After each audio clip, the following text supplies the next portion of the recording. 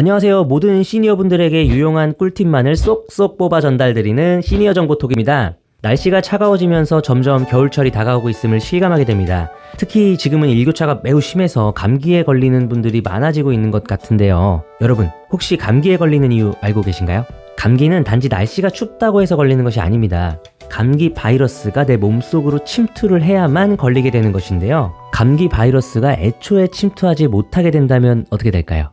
2020년 코로나 사태로 전 국민이 2년 넘게 마스크를 착용하며 살아가고 있습니다. 코로나 바이러스는 우리의 건강과 삶에 많은 해악을 끼쳤지만 반면에 마스크를 착용함으로 인해 감기 환자의 수가 3분의 1 수준으로 뚝 떨어지는 결과도 나타났습니다. 그렇다고 해서 바이러스를 막기 위해서 항상 마스크를 쓰는 것도 여간 어려운 일은 아닐 것입니다. 그럼 다른 좋은 방법으로는 무엇이 있을까요? 맞습니다. 건강한 면역력을 키우는 것만이 우리가 바이러스를 온전하게 막을 수 있는 유일한 대책일 것입니다. 이는 감기뿐만이 아니라 변종 바이러스, 코로나, 그 밖의 다양한 질병들도 모두 포함이 되는 얘기입니다. 그래서 오늘은 우리가 어떻게 하면 면역력을 올릴 수 있는지 당장 집에서 실천할 수 있는 쉬운 방법 4가지를 알아보도록 하겠습니다.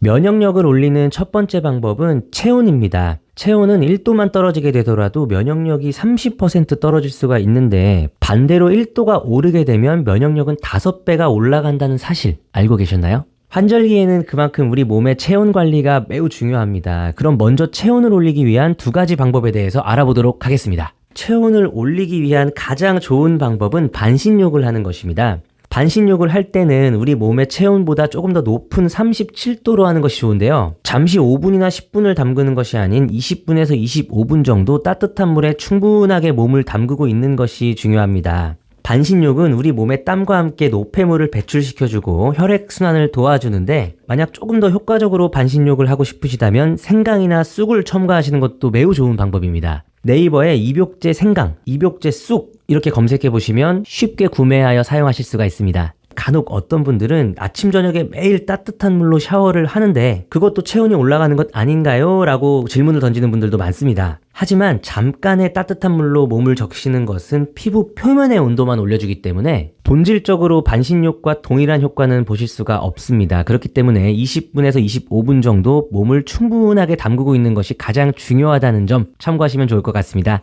반신욕이 조금 부담스러우시다면 족욕을 하셔도 괜찮습니다. 제2의 심장이라고 불리는 발은 107개의 인대와 32개의 힘줄, 그리고 26개의 뼈가 서로 얽혀져 있습니다. 우리는 항상 중력의 영향을 받고 있기 때문에 몸의 하중들을 모두 발에다가 가중을 시키고 있는데요. 발은 심장에서 가장 멀리 떨어져 있지만 심장에서 나온 혈액들은 모두 발로 흐르게 되고 발은 그 혈액들을 다시 힘차게 심장으로 올려보내주는 역할을 하는데요. 이렇게 중요한 기능을 하는 발의 혈액순환에 문제가 생긴다면 당연히 우리 건강에 제일 먼저 이상 신호를 받게 될 것입니다. 족욕을 하는 것은 땀을 통해 노폐물들을 배출시켜줌으로써 혈액순환을 원활하게 해주는 효과를 주고 있습니다. 보통 족욕은 40도에서 42도 정도 사이의 온도로 발목 조금 위까지 담그는 것이 좋고요. 15분 이상 지속하셔야지만 만족할 만한 효과를 보실 수가 있겠습니다. 만약 시간을 재기 힘드신 상황이라면 이마에 땀이 맺힐 정도까지 해주시면 될 것 같아요. 땀을 많이 흘리게 된다면 족욕이 끝난 후에 미지근한 물 한 잔을 마시면서 수분을 보충해 주시면 더욱 좋습니다. 추가로 외출하실 때 장갑이나 목도리 하나만 추가하셔도 체온이 떨어지는 것을 크게 막을 수 있다는 것 알고 계시죠? 면역력을 올리는 2번째 방법은 충분한 수면입니다. 충분한 수면을 취해주는 것 역시 면역력을 올리는 데 많은 도움이 됩니다. 잠은 우리 몸의 건강을 유지하는 데 있어 필수적이라고 말씀드릴 수가 있는데요. 수면이 부족하게 되면 우리는 항상 졸음이 오게 되고 무기력해지기 때문에 일상생활에 많은 불편함을 초래하게 됩니다. 하지만 그보다 중요한 것은 수면 부족은 심혈관 질환의 위험도를 상승시킬 뿐만 아니라 인체의 면역에 매우 큰 악영향을 끼친다는 것입니다. 아마 T세포라는 단어 한 번쯤은 들어보셨을지도 모르겠습니다. T세포는 우리 몸의 외부 바이러스를 막아주는 중요한 역할을 하고 있는 착한 세포입니다. 이런 T세포가 활성화되기 위해서는 인테그린이라는 호르몬이 필요하게 되는데 이 호르몬은 우리가 자는 동안에 가장 많은 분비가 이루어지게 됩니다. 반면에 수면이 부족하게 되면 코르티솔이라는 스트레스 호르몬의 분비도 큰 영향을 끼치고 염증을 유발하는 호르몬도 증가할 수 있다는 연구 결과가 있습니다. 현대 사회에 살아가고 있는 우리들은 다양한 이유로 인해 수면이 항상 부족한 상태인 경우가 많습니다. 퇴근 후 돈을 벌기 위해서 밤잠을 자지 않고 부업을 하는 사람들도 있고요. 핸드폰을 통해 유튜브나 인터넷을 하는 사람들도 있겠죠. 하지만 수면은 단순히 잠을 자서 피로를 푸는 그런 정도가 아니라 우리 몸의 생기를 북돋아주고 면역력을 올리는 중요한 역할을 하고 있다는 점을 꼭 알아두셔야 합니다. 면역력을 올리는 세 번째 방법은 식사예요. 균형 잡힌 식사는 우리 몸의 면역력을 올려주는 큰 역할을 하고 있습니다. 단순히 맛있는 음식을 잘 먹는 그런 것이 아니라 우리 몸에 필요한 5대 영양소인 탄단지 무비, 탄수화물, 단백질, 지방, 무기질, 비타민을 고르게 식사하는 것이 중요한데요. 현대사회의 음식들의 대부분은 자극적이고 영양소가 파괴된 것들이 즐비하기 때문입니다. 또한 편향된 식사 습관은 우리 건강에 악영향을 끼치는 주범이 되며 영양 결핍으로 이어지는 원인이 되기도 합니다. 균형 잡힌 식사라는 것은 5대 영양분이 과하지도 부족하지도 않게 들어가 있는 것을 의미하는데요. 영양분이 하나라도 부족하게 된다면 우리는 쉽게 피로를 느끼고 심한 경우에는 우울증, 무기력증, 소화불량, 체중 증가 등 다양한 이상 증상 등을 겪을 수가 있습니다. 만약 평소에 아무런 이유 없이 위와 같은 증상이 나타나게 된다면 필시 내 몸 안에 충분한 영양 공급이 부족하다는 증거입니다. 이러한 상태가 지속된다면 결국 신체의 전반적인 기능이 저하되고 예상치 못한 다양한 질병들이 찾아오게 되는 거죠. 또한 편식과 야식, 그리고 식사량을 줄이는 무리한 다이어트는 이러한 균형 잡힌 영양소를 섭취하는 것에 있어 큰 방해가 되는 요인이니 꼭 규칙적이며 균형 잡힌 식사를 하시길 권장드립니다. 가벼운 식사를 하나 소개해드리자면 채소를 듬뿍 넣은 비빔밥에 계란 후라이, 그리고 국은 차리기 쉬운 콩나물국으로 드셔도 골고루 된 영양소를 섭취하시는 데 좋습니다. 필요하다면 식사 이후 추가로 영양제를 섭취하시는 것도 좋겠습니다. 면역력을 올리는 네 번째 방법은 바로 운동입니다.